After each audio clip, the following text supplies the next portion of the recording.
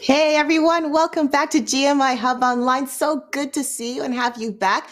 We are so excited because tonight we are going to be talking about songwriting and in particular, writing praise and worship songs. And we have some great panelists that are here.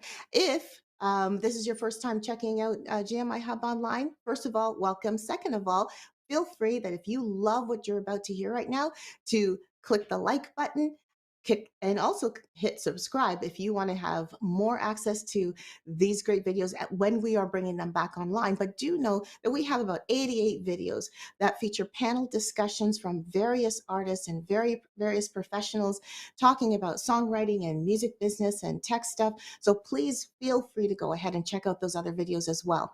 If you want to know more about GMIHub Online, please go to gmihub.ca and you will get to see words and news about some new endeavors that we're working on.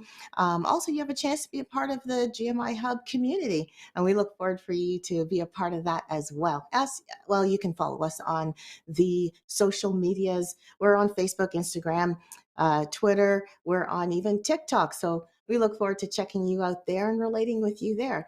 But before I go on with all of that, I do want to introduce our topic tonight. Like I said, it is about songwriting and particularly about praise and worship. And the reason why we're doing this is because I really believe that God has a real big purpose when it comes to music, and he loves when we use that music. It's powerful as it is to use that music both to honor him and to encourage others. I'd like to introduce who our panelists are going to be, and as I'm so excited, our panelists are Jaylene Johnson and Jon Buller. I'm looking forward to this conversation. And I want to just welcome both of our guests to the show. We are going to be talking about songwriting, particularly because these two people have actually co-written together. So it's going to be an interesting journey as we discuss what's happening in today's program. So I'm looking forward to hearing from Jon and Jaylene as we move forward with this subject today. So let's introduce Jaylene. Jaylene is a songwriter and also a songwriting coach. She's had over 2 decades of experience. She still looks so young that I say 2 years. Oh well. Right. She has blessed Canada with, she's an awesome songwriter. I mean, I was listening to her music and I could cry on some cases, and yet I can dance and enjoy as well. She's captured songwriting in a level that I haven't heard before. So I'm so excited to have her here to share her knowledge about songwriting. And I'm so glad that she doesn't keep songwriting to herself. She shares that skill with others, and she actually coaches other people with her songwriting. So I'm so glad that she is here. Jaylene, thank you. And we also have Jon Buller. Jon Buller is an award-winning songwriter. I know Jon Buller for the one song, Come Awake. And I used to hear that in churches around Easter time, most of the time, right? But if you've heard the song, Come Awake, that's the one. That's the one Jon Buller did. So, but he's an award-winning songwriter. He's an ordained worship pastor. He has had, I think, about the same amount of songwriting experience as Jaylene, a couple of decades or so.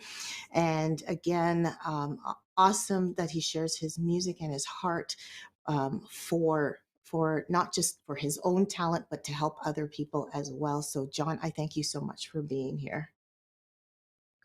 Thank you, Cheryl. Thanks for having me and Jaylene, and thanks Dale and Daryl behind the scenes there. This is fun. Yeah, great. Awesome. Maybe we should open up the topic by talking about what praise and worship song is. When it gets down to what the purpose of a song like a praise and worship song, what purpose does it serve? Um, so I was just at a church in Chilliwack this weekend talking a bit about the Hebrew worship experience in the Old Testament. And what I found interesting and what I was talking about was this particular word for praise, tauda. And tauda is Hebrew, and it means to praise before the fact. It also means to extend your hands in adoration or a avowal of acceptance of things that are happening and also things that are yet to come. And so Israel you would describe Tauda praise when there's a story of restoration and the rebuilding of the wall in Jerusalem. Those are examples of Tauda praise because they're praising God not only for what's happening, but for what they're expecting as this rebuilding process and as this restoration happens in the nation. And so, at the risk of preaching a sermon here, my actual answer to your question is that I think that the heart of a worship song, in terms of its purpose uh, for for humanity, is to point us to God. And there are many other words for praise in the Old Testament, and so or worship, right? But we can't really narrow it down to one type because they needed so many different words to describe the types of praise, a blessing praise, a prophetic praise. And so it's hard to say, but I think at the heart of it, it's pointing us to God for things that are happening and things that are yet to come. Needs to focus us Godward. Now we use two It's words so of praise and worship, right? So that's I was just wondering, is there a certain way that you might utilize praise and worship in different contexts? Give me one quick thought here, Jay, and then so you could say, I think in the Passion Translation, pray the section where it says, "Enter his courts with thanksgiving and his gates with praise." This course with Is praise, in yeah. his courts with praise. Thank you. In Passion, it says, it's paraphrased, praise is the password into God's presence. And so Oh, if I don't know that, I don't know that it's necessarily right to distinguish between praise and worship, but I see praise as this password into God's presence and worship as the sort of the journey from the holy into the Holy of Holies. The worship is kind of the work of going deeper and going from like this corporate praise with God's people and going deeper, into an intimate experience with the Holy Spirit as an individual. Thank you, John, for doing this, for saying that, because it's so funny. Um, one of the things that my husband and I have been talking about is going back to the purpose of praise and worship music. We were actually literally talking about wanting to get into the history of it, and even going as far back as, when praise was used in war and used. I'm thinking of, I think in Second Chronicles, where Jehoshaphat sent the singers out and sent the instrumentalists out before the frontline fighters went out, and the importance of that. And I guess that's another type of praise, that I think another word would go for that. But I do find it interesting that you touched on that. So thank you for bringing that up. I love that. Jaylene, what's your thought on worship and praise music? Well, just as a bit of a caveat, when I share, sometimes I fill in different corners of a puzzle until the whole picture is filled in. So bear with me. I want to make a distinguishment between praise and worship as a genre of music, which has been commercially rolled out. Yes, yes, yes. And there's definitely a genre with artists that have a specific kind of a sound, and that's a sound that gets aired on Christian radio often.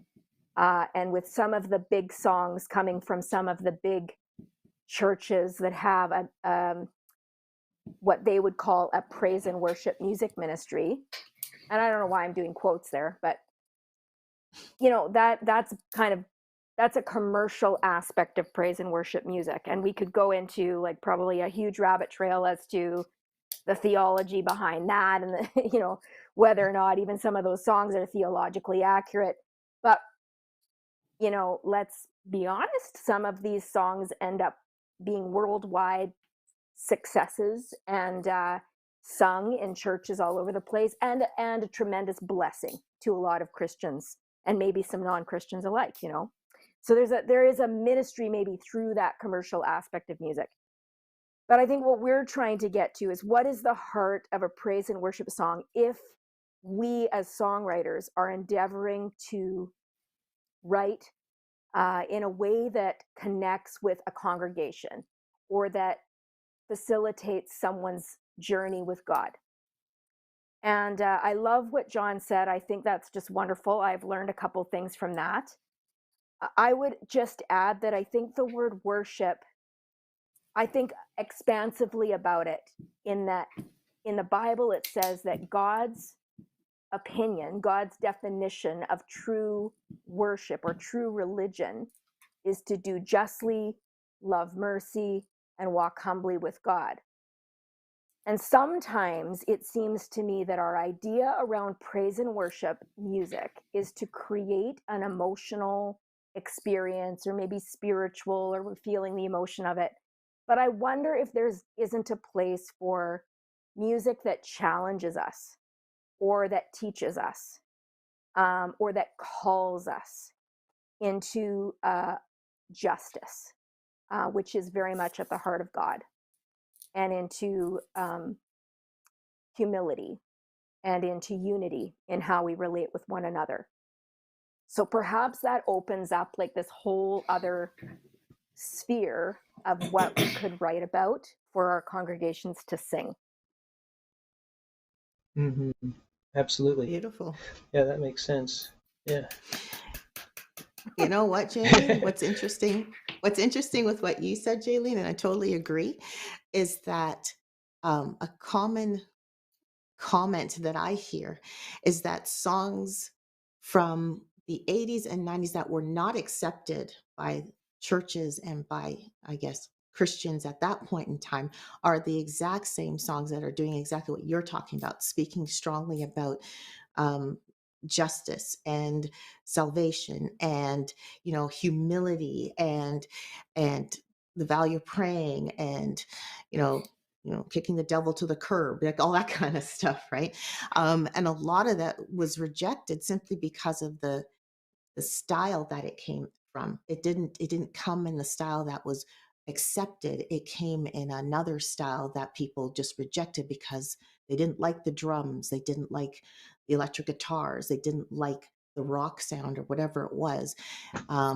So it's interesting that you came and said that, because listening to those songs, I've been introduced to those songs again, and hearing how direct they are with exactly what you're saying, Jaylene. Exactly the where's the conviction? Where is the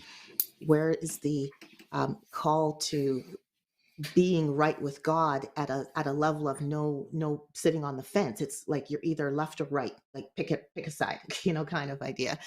So thank you for saying that, because like you said, that could be exactly what people can write about, because some might say that music today may not be that strong with that message. That's awesome. What kind of music are you seeing, or are you doing in your own life right now? Like, you're talking about those things that people should consider, and what in the music and the worship, and what music and worship, praise and worship music is about. What are those things currently being acted out in the songs you're writing? Maybe you're working through a song recently that you want to talk about, and we could probably talk about how that process was done. I'll take that on for a bit. Jaylene, sound good? Go ahead. Yeah. I have to like ask permission every time I talk. I just want to make sure.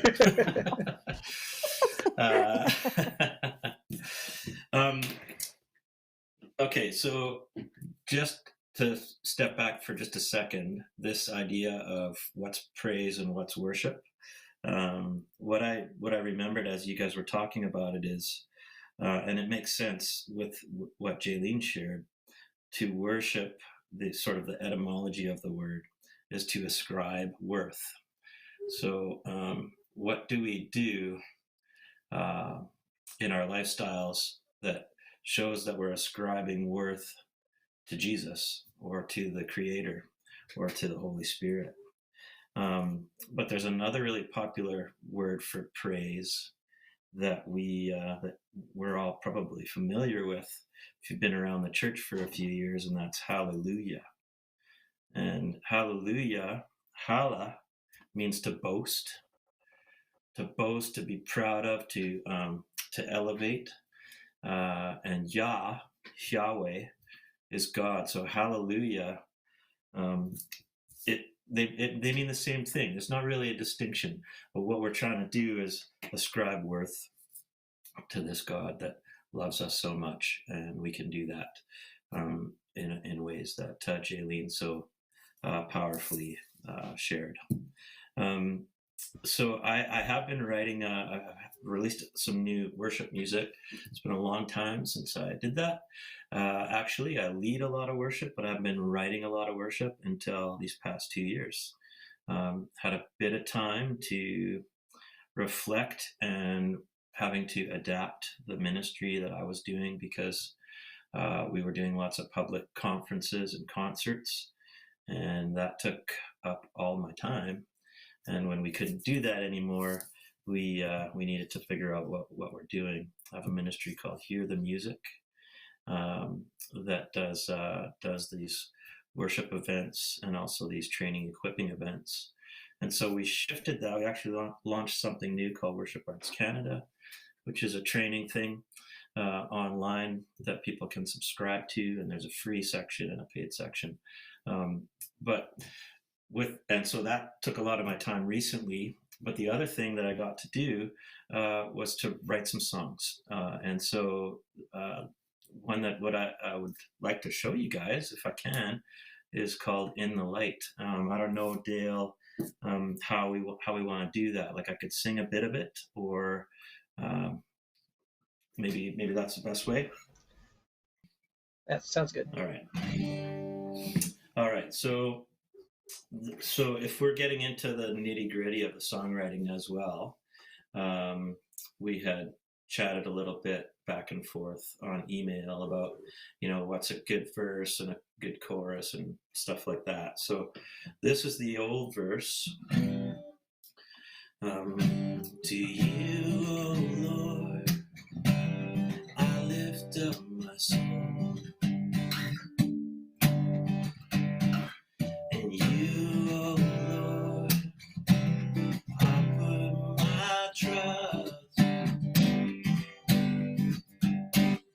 Show me your ways, teach me your paths, guide me in your truth. This is where I want to be. This is where you will find me. In the light, in the light, in the light of Jesus. In the light, in the light, in the light of God. In the light, in the light, in the light of Jesus. In the light, in the light, in the light of God. So that's a verse and a pre-chorus and the chorus. And we were recording actually the lead vocals about a month ago. And my producer, Roy Salmon, some folks will know that name from Vancouver, said, well, can we talk about the lyrics? And we were talking off camera before about this. I said, well, what's wrong with the lyrics? They're straight from the Psalms. And he said, well, you know, does it connect like with the rest? Like, for example, a good example is, show me your ways, teach me your paths, guide me in your truth. Can't remember what song that is, but it's like almost verbatim from Psalm and NIV translation. And then I said, this is where I want to be. So, but where is this? Show me your ways, and you, O Lord, I put my trust. I lift up my soul. I'm not actually referring to a place or a thing so much.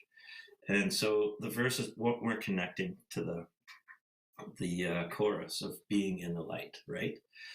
So I texted Jaylene. I'm like, I need some help with this song. So she helped ideate. And sometimes that's what we need to do as songwriters. And like the ideating is you don't use any of that, but it's the springboard to whatever the final idea is. And that's a really helpful thing about co-writing, by the way. So together with Jaylene and with Roy, with Jaylene by text and with Roy in the recording studio and myself and my Bible, went back to the Psalms and just looking for things about light and to try and connect that a bit better.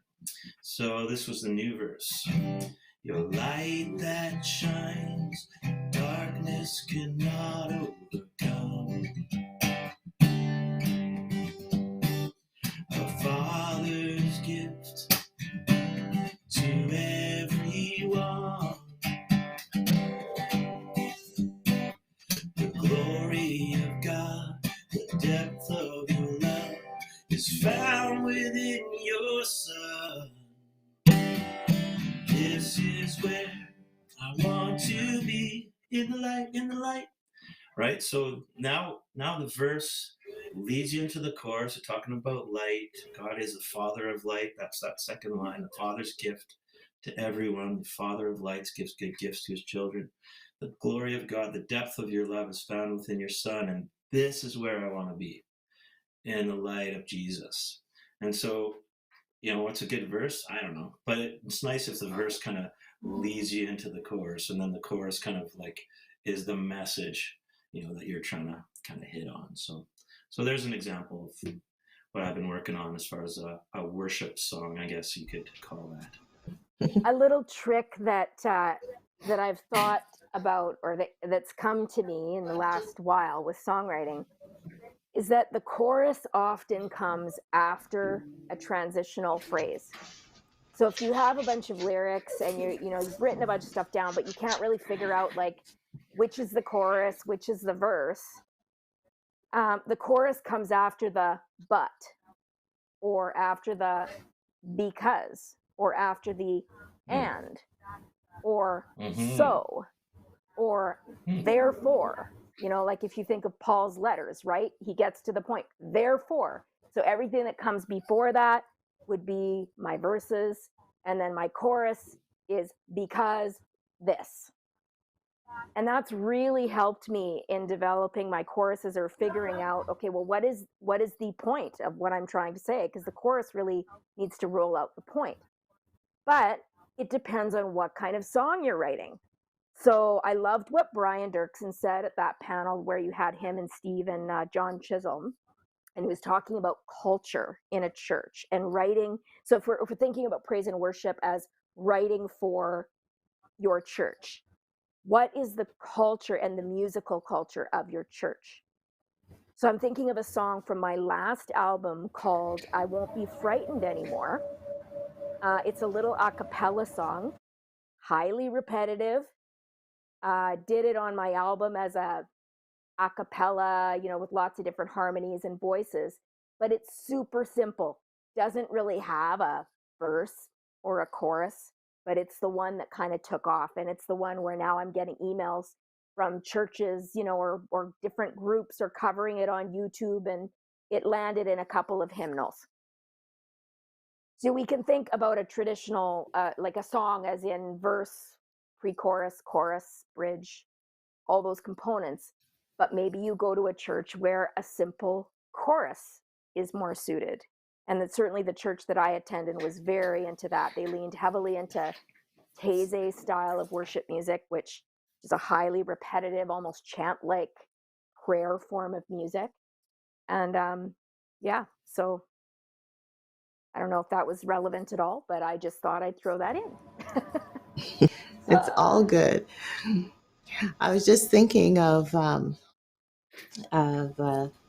like your example, John, because I was thinking the first when you demonstrated the song as well, I thought, well, first sounded good. So what was wrong with it? What do you mean they had to change it? You know, but I see I see the connection of I guess the verse supporting or leading to the chorus. It's sort of the introduction, and the chorus is basically the main uh, I don't know, the main part of the story, if you want to call it that.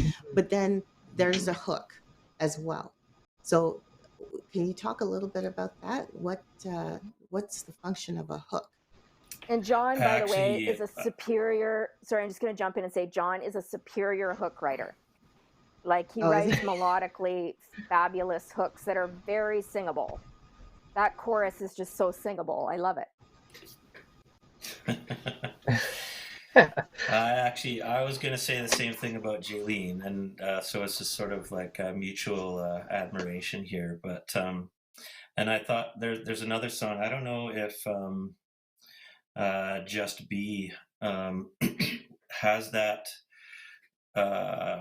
function of, you know, the therefore or the because, but I'd like to jump back to that, you know, after I talk about hooks, maybe while you think about that, Jaylene.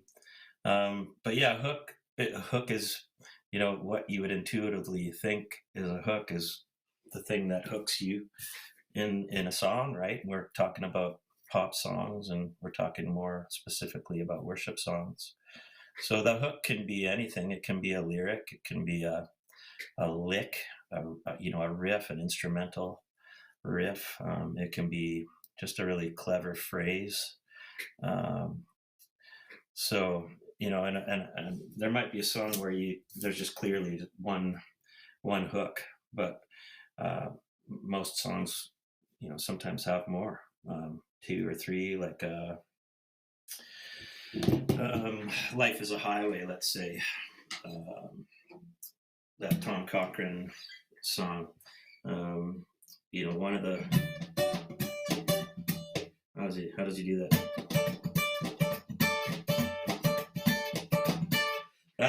That's actually a bit of a hook. As soon as you hear that, it's like, oh yeah, that's Life is a Highway. And then the rhythm riff, what is it?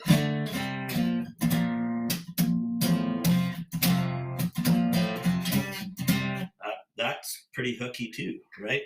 And certainly the chorus is just massive hook, and it's too high for me to sing and sound good. So, but for my song, then, you know, In the Light, sure, that's in the light, in the light, in the light of Jesus, in the light, in the light, in the light of God. And I'm kind of hoping that people will, you know, if we sang that song in church, let's say, that they walk out and they go in their car and they get in their car, they drive home, they have lunch, you know, they do a little bit of chilling, watching TV, and then, you know, they're cleaning something up, and all of a sudden in their head they just, in the light, in the light.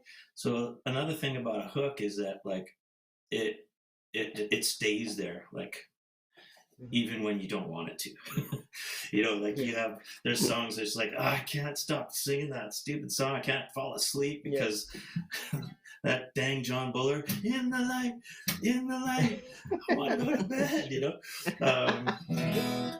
Or, you know, I could sing of your love forever. I could sing of your love forever. I could sing of your love forever. I could sing of your love forever. And I probably will, because I can't get the hook out of my head. That's right. So Can't that's get my it out of thoughts my on head. hooks. So is a See, hook like a stamp? It's a Yeah, gift to you can give look at it that people. way. Oh, okay. It's a gift. You were Yeah. going to say something. It's a gift. Okay. It's a gift. If we're thinking about, like, I always feel very strongly, like, my bent as a songwriter is I want songs to connect with people. And in my view, they connect with people when they can make it their own. And if we're talking about praise and worship music as being something we want other people to sing, then that hook, or maybe even simple repetition, if there's no kind of obvious hook, then maybe the repetition of a line or a phrase, or having maybe you structure your song as in it's 4 verses with 4 identical melodic lines, like a hymn. That is a gift that we give people, because we give them words on a melody that they will remember. We give them memorable words. And what a gift like this In the Light song is, because right away you can sing it. That's a gift. We give that to people. And to me, that makes a great song, because it's going to connect with others. And I always say to songwriters that I work with, you're the artist and the writer. Write whatever you want. But if you want to connect, like if that's the goal, then we think about some of these issues and aspects of craft, you know. So certainly the hook and that repetition is essential if you're going to be writing songs for congregations. I always wondered about the hook being like the claw, you know, like the hook. It grabs you and pulls you in, you know. There's always like, is it a lyric or it's a riff? It's like, that's what I always thought whenever there's a hook. Oh man, that's got me. I just love that. I just can't get away from that. And so, that's right. Did you leave me alone? Yeah. All right, so I just want to welcome everybody who's watching right now on YouTube. Thank you so much for joining us. Take the time, if you haven't been here before, to subscribe. Please like the video, leave a comment. We'd love to hear from you. GMIHub Online is our YouTube channel. Tell your friends about it. Share the experience. Also, let you know about GMIHub.ca, our website. We want you to go check it out, and you'll see lots of stuff about us on there, including our exciting project coming up for this Christmas. We've got a compilation CD, and we're inviting you to submit your songs. And so that's an exciting project. And I don't know if we have a little commercial. Do we have one?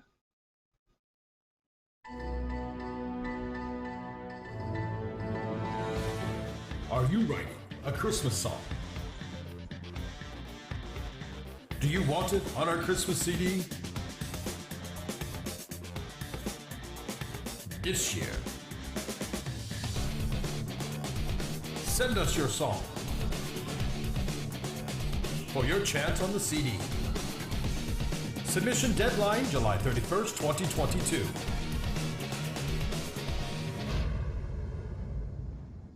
Family Christmas Volume 3, Christmas 2022.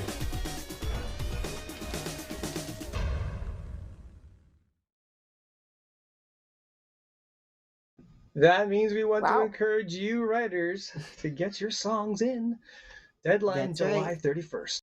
Oh, I'm so excited about this. This is our third coming up. We've done 2 previous ones, and the last one was just phenomenal. First one was great. Second one was amazing. This one is going to just knock the ball out of the park. It's going to be amazing. Looking forward to it. It will be.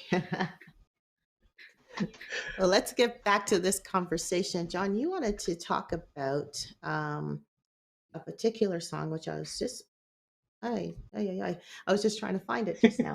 The Just Me, Just Be. I was going to say Just Me, Just Be, correct?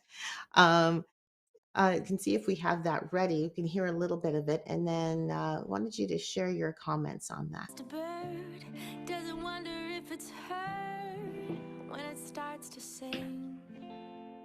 And if it wants to fly, it just sees the sky and it spreads its wings. It just is as it is, yeah. Why overthink to understand? I lose my mind to gain the world. Complicate a simple plan. I'll just do the best I can. Too many things I can't control, and I've been wasting energy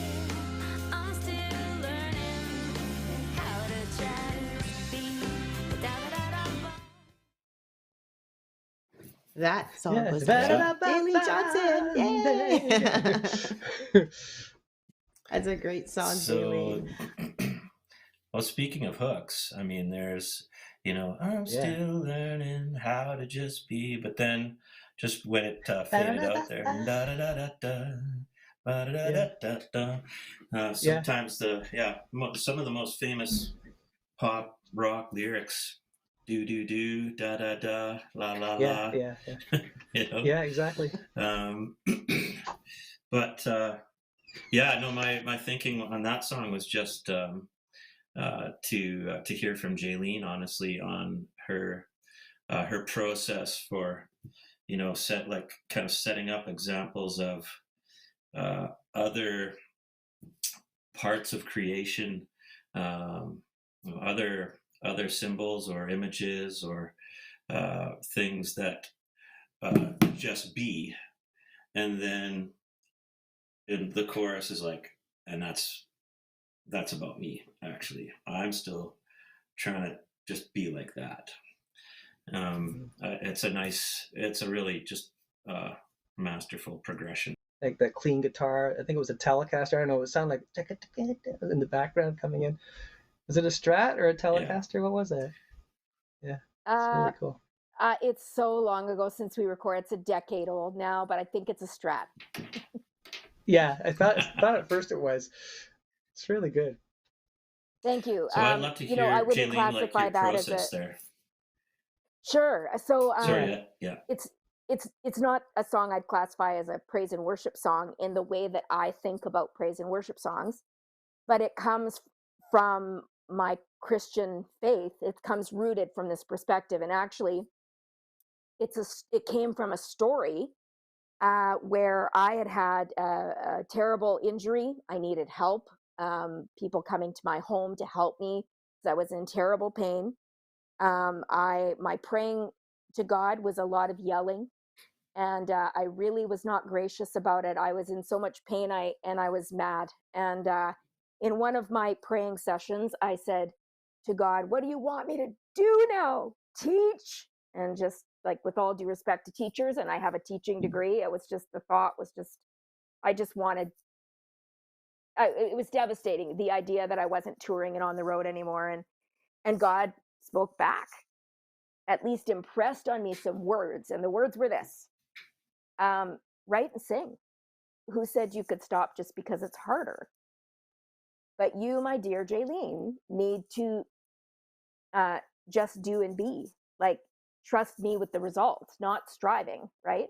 And the image was, think of a bird. It's just a bird.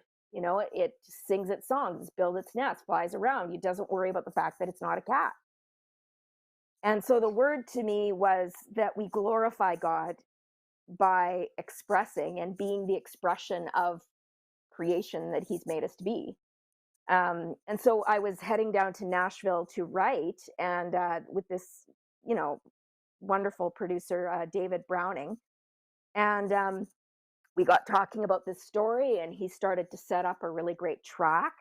And I really enjoy, in a co-write, I like working with people who have strengths that are beyond my strengths, like where I might be a good ideator and maybe lyricist. I love working with strong arrangers and strong melodic, people. And so out came this song, Just Be. And it is that story of how we can glorify God just by being what God's made us to be. Actually, our job isn't really the result. And just to finish the story, a few days later, a home care woman came to my house, and she hadn't been called by the home care agency for months. And she walked into my kitchen and said, "Are you the Jaylene Johnson?" At which point I laughed, because I'm not famous. And she said, "No, but did you do that song Butterfly Girl?" I said, "Yes, that's my song." Well, she burst into tears, and I ended up bursting into tears, because, as it happens, many months before, she had had suicidal ideation and had turned on Christian radio and heard that song. And God had used it to speak to her heart. And, and she did not ultimately take her life. And so it was what I call my big Oprah Winfrey moment, just like everybody's crying, this is amazing. And, but in any case, it was God just saying to me, here's an example of a result that you have no control over. Like, just do and be as you're made to do and be, and then stop worrying so much about what's supposed to happen. Right, right. Yeah. Yeah, that's true. That's great. You're only supposed to make yourself available. Use what you can. Now, just to be clear, I saw on your website, Jaylene, you're not touring and singing anymore. Is that correct? Because of the accident? No, actually, in 2017, I went into the studio to sing backgrounds actually for Brian Dirksen. And I was working with Awesome. my, I was working with my then producer, Murray Pulver, and I couldn't execute. And from that point on, I just was unable to sing. So I've since had a diagnosis of a neurological disorder that's specifically, like, it's task specific to the singing. I still pray that it will come back. My voice, which used to be, my speaking voice, which used to be quite lyrical, is now quite raspy. So it's impacted my speaking, but I can still speak. It's just the singing that's done. Oh, but you still are singing, like your music is still going out, and I guess other people are singing your songs now. So I'm a singer. So Yeah. just letting you know. Yeah. Sorry, I shouldn't probably have done that, but anyway. I love it. And I was thinking, like, what could I do? And so, I mean, this is taking the conversation to another direction, but yeah, I mean, I'm raising my kids right now, and that's busy, and I'm coaching artists and songwriters. I love that. But definitely on the creative side, I'm praying through, okay, God, like, what could I do here? And how could this roll out? So I have some ideas. Stay tuned. Maybe we could talk a bit more about songwriting, and how has your style as a songwriter changed over the last, like, say, 2-3 decades? If you look back at your first projects and then look at what's happening today, and even in your own mindset, well, what's the big difference now? Good one. Okay, I'll go.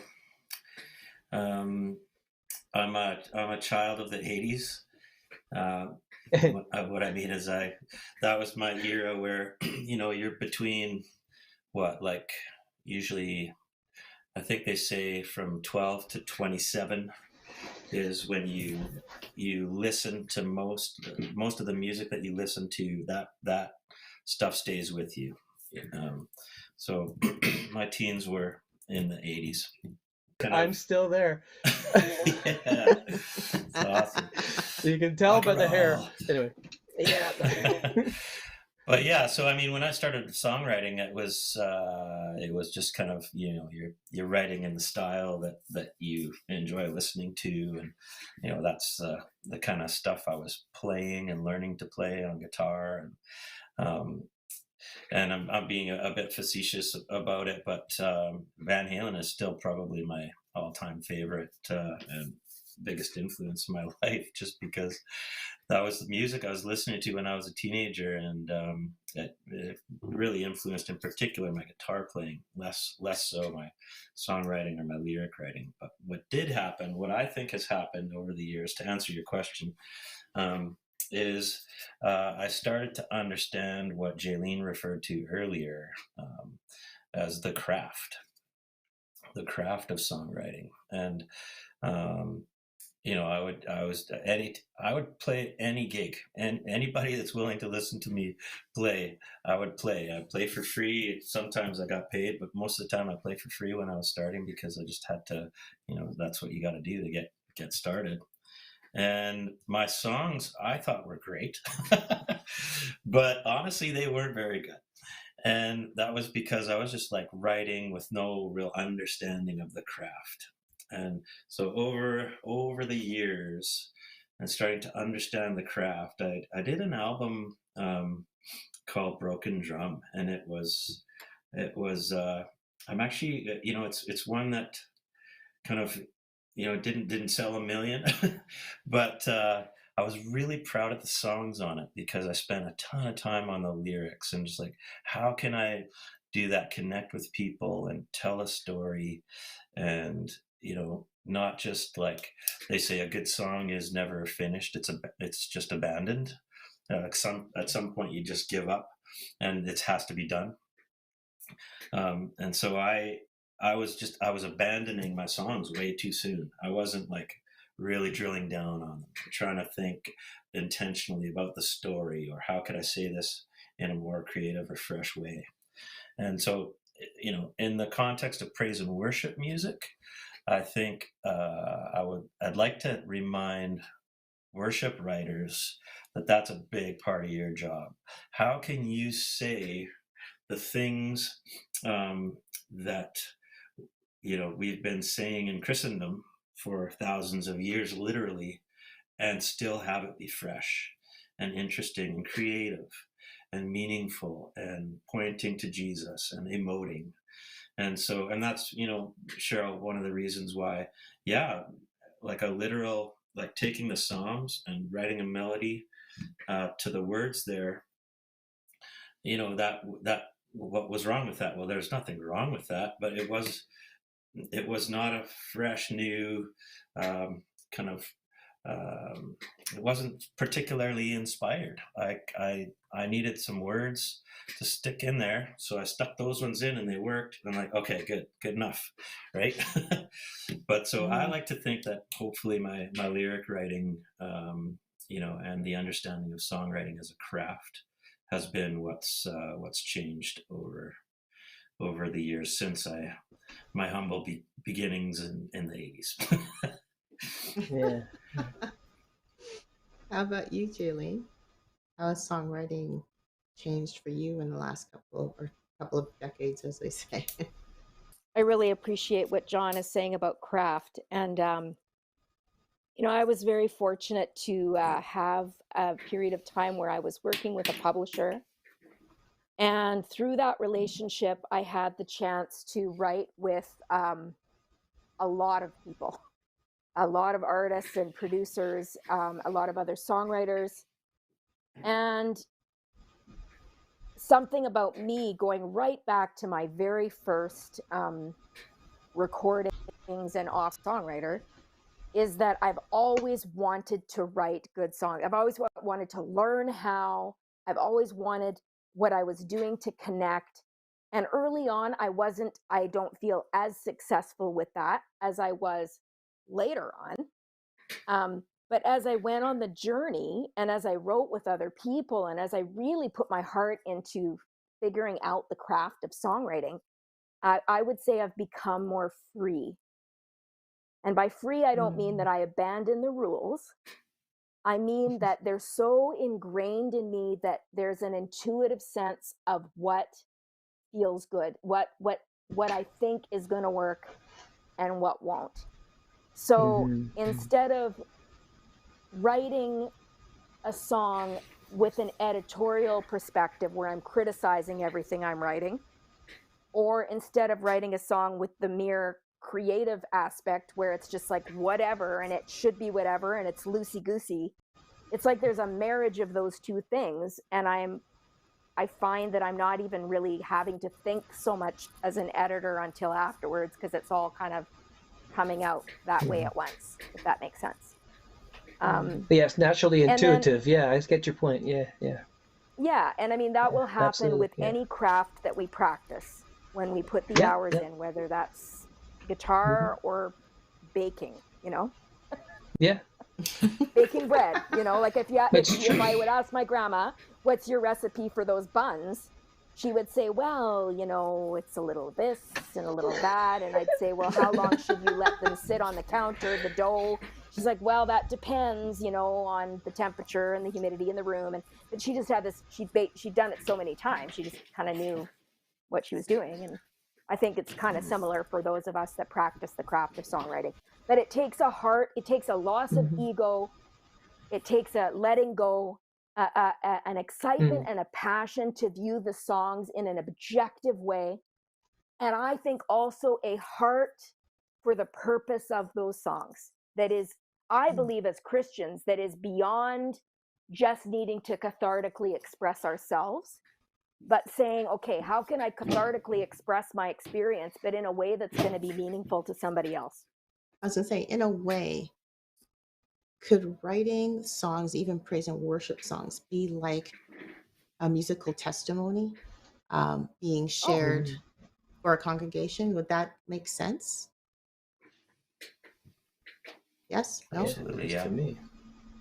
I Yeah? mean, I think Musical so when you testimony? think about, but with some caution in that I don't think it serves our church to have what they would term as the praise and worship time and have that all be songs of testimony, of personal testimony. Mm. Um, I think there's maybe a place for that in the set or in the context of the service. But really, what we're looking to do is to engage other people's voices, I would Right. think. And Jon, you're a pastor, so you speak to that more. But when I think about praise and worship songs, I think more about how am I going to engage people with this music, get them singing. Yeah, that's And by good. the sounds of it, it can be lyrically, melodically, I guess through chord structure, all of that plays a part. I mean, um, there's so many different songs I guess we could kind of bring up, but I'm going to go back to the song that you were playing there, John, in the light, in the light. See, I've already got it. When you were singing it, I already had Hey. harmonies to it, and I was like dancing around and having a great time with it. So yeah, there's a hook that's going to stick with me. As my husband would Sweet. say, it's a song that gets on everybody's nerves, or no, not that way, but so like taking that, and I can see how um, a chorus or a song like that can just kind of I don't say get under the skin, but it can be resonate. It just resonates Mm. with a congregation or with more than just the individual person that's writing it. I kind of want to think of it as songwriting, and maybe you can clarify if this is true or not. When writing praise and worship songs, is it writing songs? Is there a sense of a conscious effort to write songs that are, I'll call it you focused as opposed to me focused? And by that I mean you focused, meaning so that others that are hearing it would grab onto it, would relate to it, would sing it, um, identify with it, can take it as their own. I think, Jaylene, you mentioned that. Um, but is there a conscious effort to actually think of it that way? Or is it just a matter of taking the seed, as Brian Dirksen would say, take the seed and see what God's going to do with it? Or I'd see like what to you hear do what with it? Jaylene has to say about that. And she's like, oh, really? Yeah, pass the buck already. What's with it here? Okay, so I'm going to answer the question from a sideways place. So not directly. I think if our heart is a servant heart and we desire to write songs that are relevant for our congregation, then we're going to think about who we are serving in our congregation. And I think that we are also allowed to bring ourselves to that because we are also a part of the congregation. But I don't think the posture of saying, this is how praise and worship music should be, and I'm going to impose this on my congregation, is the right way to go. The other thing that comes to mind as you're sharing is something I've actually shared with Jon, and that is when I think about praise and worship as in music, as in a congregational context. And so every Sunday we're planning a set, we're building teams, gathering musicians, training them, etc., working with our pastor. I think about it like a family meal. So I don't want to serve my family meat and potatoes every day. They would not appreciate that. If that's all we had, I mean, we'd be grateful. But I think what we're looking for here is a context where I know that once in a while I'm going to get my favorite. I know that my parents, like I'm thinking about my kids or my spouse, they love me. And that when they prepare a meal for me, that's an act of service and love. And there's variety in our diet and variety on our table. And I think that can be a tremendous unifier if we take this approach with a congregation, understanding the culture that we're in and the people that we have and who is it that we're serving. So in that context, maybe in your worship set there is a testimony and a song that's more testimonial. At that point, everyone's sitting down and they're listening and being ministered to. And then maybe in the offertory we do a hymn, and we do it in the traditional way.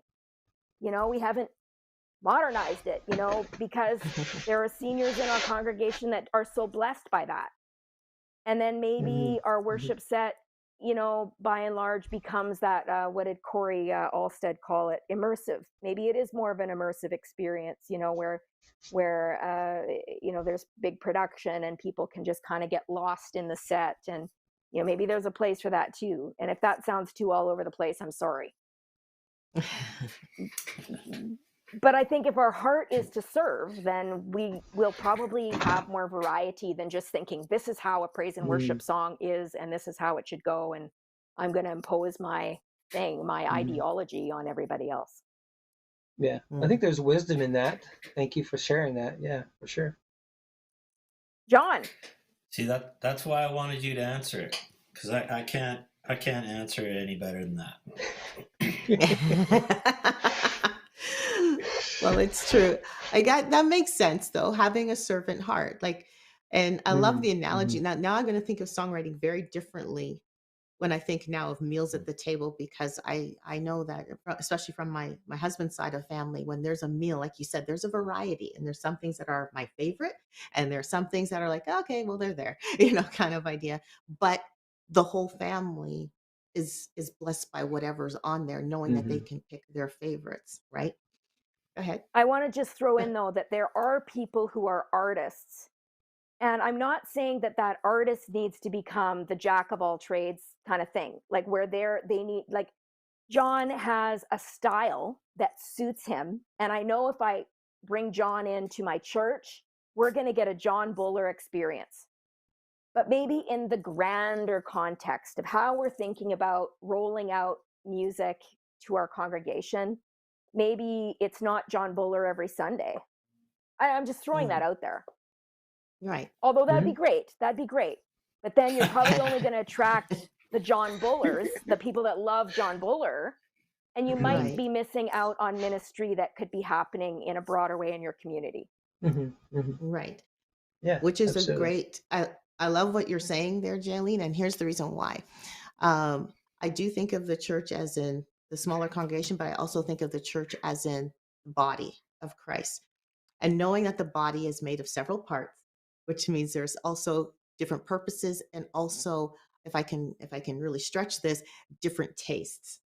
And a music or a music style that would speak to one person may not speak to another person. Again, the variety on the table, right? And yet the message is still the same. It is still the meal made by love.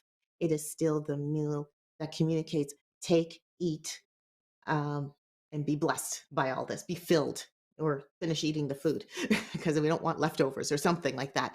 But the point being is, there's different styles. And the reason why I'm camping a little bit on this, Jaylene, is because it's very, very, one thing that I picked up is that some people may say praise and worship music has to sound a certain way. It has to have a certain beat. It has to have a certain set of chords. It has to have a certain pattern. It has to have a certain voice behind it. And yet not everybody resonates with whatever that recipe is. There are other people that may have a different idea of what praise and worship can be, just like what you said. I actually ended up singing at a couple churches yesterday, singing hymns, and also singing a duet with my son. And people who I think most of them were older people, they were in tears. They loved it because here is this little boy singing songs that they recognize and they could resonate with. He was singing scripture. It's like, oh, yes, they loved it and they were in tears by it. That's what resonated with that group of people. Take that situation into another context. I might have an audience that would sit there and go, really? Can you not sing something a little bit more modern or something like that, right? So, but that being said, it bodes the need, or I think it kind of invites the need for everyone to kind of respect everyone else's style, like respect the recipes, respect the different stuff that's on the table. Mhm. And the only reason I'm saying that is because I find that and I know I'm taking this away from songwriting by saying this, that um, or actually I take it away, but I'm bringing it back. Some people may not like one's style or bent towards how they're writing a song, but not to be afraid of it because maybe God wants to use that style, that arrangement, those set of words, those verses, those choruses, those hooks that are coming to you as a way of reaching a particular set of people. And if it's worth it for just that one person, then it's worth it to write that song. Mhm. There is my speech. I don't know if Yeah. anyone wants Well, to add or no, subtract to but you're right. that. I think it's really good that you said that, Cheryl, because I think that maybe John or even Jaylene, you've written a song in the past, or and you think, hey, no, this song would be better if that person sang it, or I would like to hear them do that song instead of me. And I don't know if you've ever been there, but I've written a song that I didn't think it was mine. It was, so I asked somebody else to sing it, and it was better for them because it fit their bouquet, if I could put it that way. So how about you? If you're thinking about that when you're writing a song, you think, oh, maybe somebody else could do a better job. Sometimes when I'm writing, um, yeah, that's happened occasionally. That I thought I I just this doesn't fit for me. I Yeah, think yeah. it'd be super cool if Jaylene recorded this song or whatever. But um, yeah, but I haven't. I'm not. I don't consider myself a songwriter in the sense that I'm often thinking about writing songs to pitch to other artists. So Mhm. for the most part, no. I get one of those and I think, oh man, you know, this could make a million with somebody else saying it, but Yeah, yeah, no yeah, one's exactly. gonna believe it from me.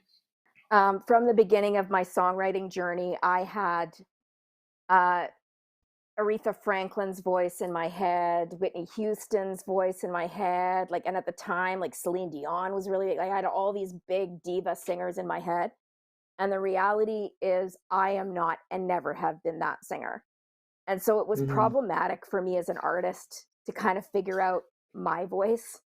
Um, and so it's interesting that you say that. And I think there are songwriters who have a really strong artist bent, and they're not necessarily writing songs that other people will record. And then there's people, I would say I'm probably one of them. That's like a huge joy for me, is to think about, especially now that I can't sing. For me, I want to serve. I want to serve the artist that I'm working with.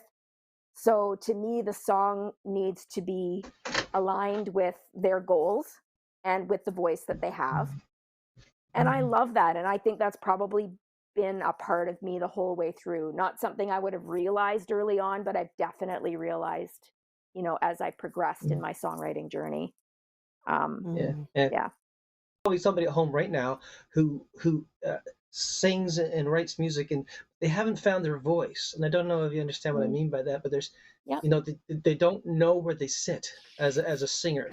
Because my background, 80s rock and roll and all that kind of stuff, I had the same kind of, not delusions, but the same kind of um, thing that was in my life, listening to the Michael Sweets and and all these guys, the heavy rock voice with the I thought, okay, but one point in time, you're coming into a place where you're singing songs and you're saying, you know what, maybe that's not my lane. Maybe that's, and trying to find your voice is sometimes a challenge to find out the right kind of song to write.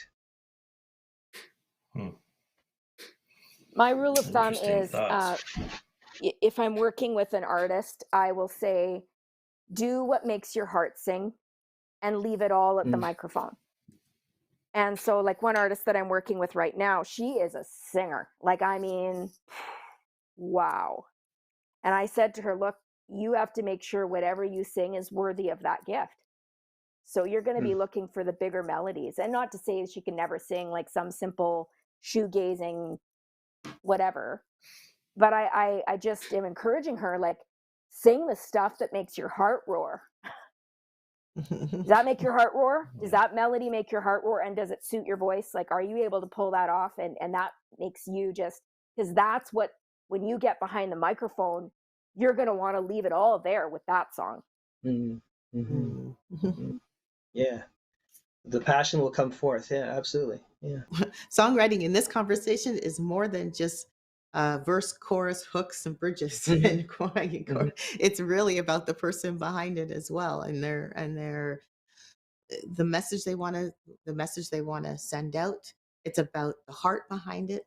It's about it's songwriting seems to be a bigger picture than just verse, chorus, verse, hook, bridge, whatever they say is the pattern, right? Or poetry to music or whatever you want to call it. But yeah, absolutely. It's a bigger thing than that. Absolutely. It is. So And I just wanted to maybe we should take some time to just say thank you both for joining us, Jon and Jaylene. It's been an incredible conversation. I really have enjoyed your company, and we've had a great conversation. And I know the people watching at home, if you had a chance to like this video, please do that. If you haven't done it already, if you haven't been here before, please subscribe. We'd love to have you subscribe to know that you're there. It'd be awesome to drop something in the chat. Just let us know, talk to us, and ask us questions. If there's a question you have, and we will gladly send it on to Jaylene and Jon for them to respond to. So if you have a question, just send it to us. And if we can't answer it, we'll get somebody who can.